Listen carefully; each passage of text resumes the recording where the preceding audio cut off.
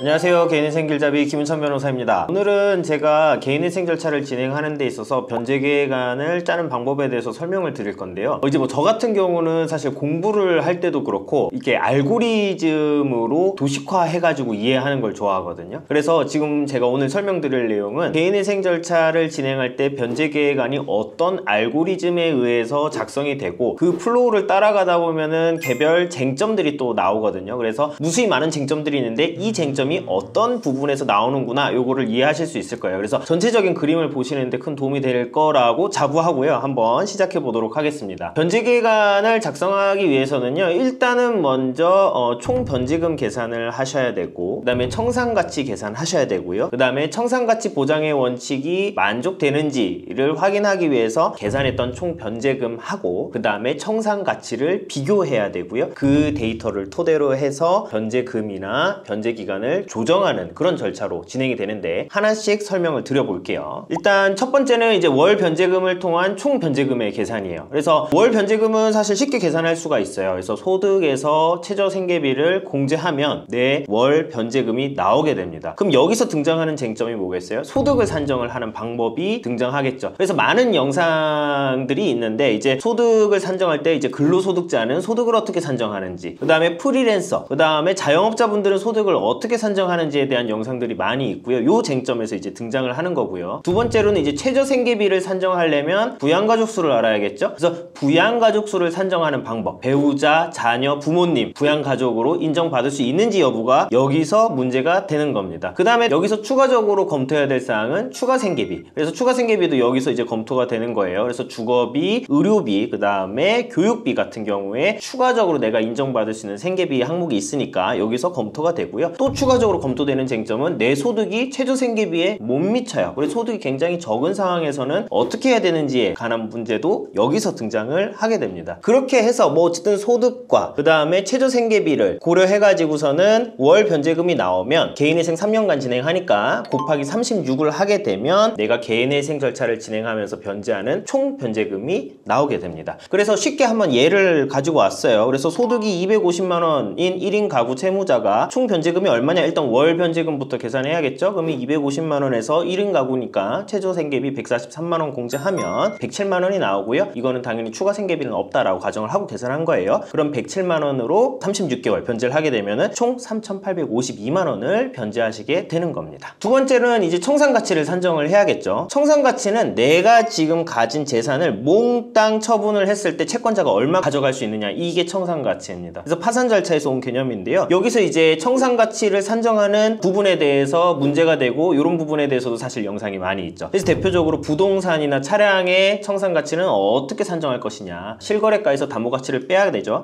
그러면은 여기서 이제 별채권이라는 개념도 등장하게 됩니다. 그 다음에 이제 전세보증금을 청산가치로 편입할 때 어떻게 계산을 하냐, 여기서는 면제재산이라는 쟁점이 등장하고요. 서울시 같은 경우는 5,500만 원까지는 전세보증금으로 보호를 해주고 있어요, 채무자를 위해서. 그 다음에 이제 청산가치에서 문제되는 거 퇴직금이라든가 보험, 그 다음에 뭐 주식, 이런 내용들이 같이 또 가치평가에 있어서 문제가 되게 됩니다. 그 다음에 이제 청산가치에서 중요한 거는요, 내가 지금 가지고 있는 재산은 아니에요. 내 재산은 아닌데 개인회생을 진행하면은 법원에서 야, 이거 청산가치에 반영해라 라고 보정이 나오는 항목들이 있습니다. 이제 그런 항목 대표적인 거 도박이나 사치채무, 그 다음에 내가 재산을 은닉했거나 편파 변제한 사정이 있는 경우, 그 다음에 배우자의 재산을 청산가치에 반영할 것이냐 말 것이냐, 이런 쟁점들이 여기서 나오게 돼요. 그렇게 돼서 이제 청산가치를 계산을 하게 됐으면 이제 세 번째로 넘어가게 됩니다. 개인회생 절차를 진행하기 위해서는 청산가치 보장의 원칙을 지켜야 되고, 내가 변제하는 총 변제금이 청산가치보다 커야 돼요. 그럼 우리 아까 전에 총 변제금 계산했고 청산가치도 계산했어요. 그럼 이제 이거 두 개를 비교를 해보는 겁니다. 그럼 총 변제금이 만약에 더 커요. 그러면은 청산가치 보장의 원칙을 충족했죠. 그러면 아까 저희가 계산했던 그 변제금으로 36개월 개인회생 진행하시면 되는 거예요. 그렇게 변제계획안을 짜시면 되는 겁니다. 그런데 이제 문제가 발생하는 포인트는 내가 변제를 하게 하는 총 변제금이 청산가치보다 작은 경우가 문제가 돼요. 청산가치보다 더 갚아야 되기 때문에 작게 되면 이제 개인회생 진행에 어려움이 있거든요. 그럼 이제 어떻게 해야 되겠어요? 청산가치를 바꿀 수는 없어요. 그러면 내가 변제하는 총 변제금을 늘려야겠죠. 그럼 총 변제금을 늘릴 수 있는 가장 좋은 방법은 변제 기간을 늘리는 겁니다. 혹은 내가 지금 최저 생계비보다 조금 적게 쓰고 더 많이 갚을게요 해서 월 변제금을 늘리는 것도 검토해 볼 수가 있어요. 그 이외에 이제 뭐 또 검토해 볼 수 있는 방법은 이제 좀 부득이한 방법이지만 청산가치를 줄이기 위해서 재산 자체를 그냥 처분해 버리는 겁니다. 그래서 일부 재산을 처분하는 방법도 한번 검토를 해볼 수가 있습니다. 그래서 이 모든 프로세스를 한번 좀 예로 좀 다시 한번 설명을 드릴게요. 아까 전에 월소득 250만 원인 1인 가구 채무자를 토대로 설명을 드렸어요. 그래서 이분이 이제 월에 107만 원 변제하시게 되고 총 변제금은 3년 동안 3,852만 원 변제를 하셔요. 근데 이분이 만약에 청산가치가 3천만 원이에요. 그럼 어떻게 돼요? 총 변제금이 더 크죠? 청산가치보다. 그러니까 이분은 그냥 107만 원씩 36개월 변제하는 걸로 변제계획안 구성을 하시면 되는 겁니다. 그런데 청산가치가 5천만 원이 아까보다 더 커요. 그러면 3년 변제에서는 청산가치를 다 충족시킬 수가 없어요. 더 작잖아요. 그러면은 이런 경우는 검토를 해볼 수 있는 게 가장 쉽게 변제기간을 늘리는 거예요. 그럼 기존에 36개월인 변제기간을 48개월로 늘리게 되면은 이분이 5,136만 원 정도 변제하시거든요. 그럼 청산가치보다 더 변제를 하는 거기 때문에 개인회생 진행이 가능하게 되는 거겠죠. 그럼 청산가치를 더 올려볼게요. 청산가치 이제 7천만 원이 됐습니다. 그럼 이분은 107만 원씩 개인회생에서 보장하는 최장기간인 5년 60개월 동안 변제를 하더라도 이 7천만 원을 다 변제를 하실 수가 없게 돼요. 그럼 이분은 이제 사실 변제기간 늘리는 걸로는 변제기간 구성이 안 되는 상황이시거든요. 그럼 이제 부득이 변제금 자체를 더 높여야 돼요. 월 변제금을 높이기 위해서 내가 20만 원 덜 쓰겠습니다. 그래서 지금 최저 생계비가 143만 원인데 제가 123만 원만 가지고 생활하고 20만 원 더 변제하겠습니다. 라고 변제계획안을 짤 수가 있게 됩니다. 그래서 이 경우에는 127만 원씩 월에 변제하고 60개월 변제를 하시게 되면은 7,620만 원 변제하시게 되거든요. 그러면은 요로 청산가치보다 더 커졌죠. 그럼 요렇게 변제계획안을 구성하실 수도 있고요. 난 이렇게 생활하는 거 너무 어렵습니다 라고 하면은 청산가치를 좀 줄이기 위해서 재산의 일부를 처분을 하는 방법도 고려를 해보실 수가 있어요.